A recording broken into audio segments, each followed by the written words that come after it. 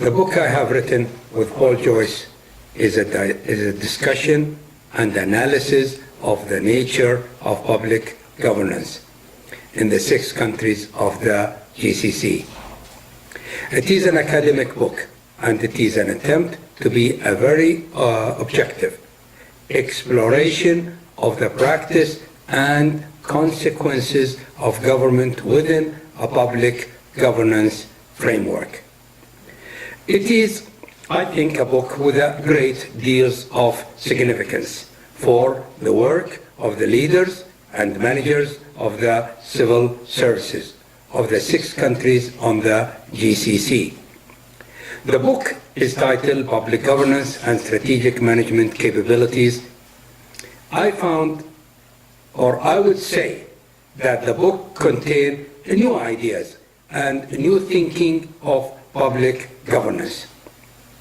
When I say new, I mean new in the sense of appearing in the last 25 years, which is not very long in the history of public administration, in a stretching back centuries.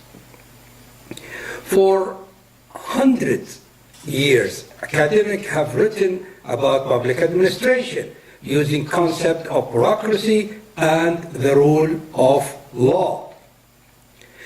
The GCC countries between 1995 and 2010 were all embarked on creation of more long-term thinking and strategic action, long-term visions, statement, strategic plans, 5-year plan, and so on, sought to get to grip with the global and domestic challenges of the GCC's countries.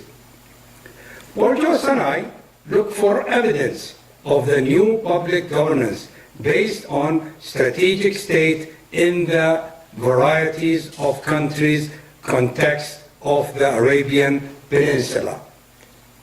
We try to find evidence that more strategic states are associated with better outcome, economics, environments, life of citizens. Using published data on strategic capability, we find evidence consistent with the proposition that good governance based on strategic capability is associated with better national outcomes.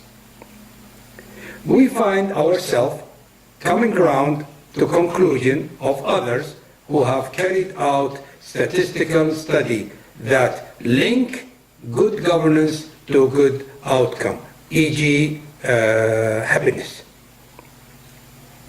In our book, we do highlight variation between the 6 countries of the GCC in terms of strategic capabilities of their governments.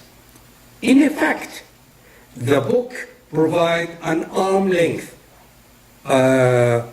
capability review of the 6 countries as strategic state, and thus could be seen as providing an input into planning for capabilities development.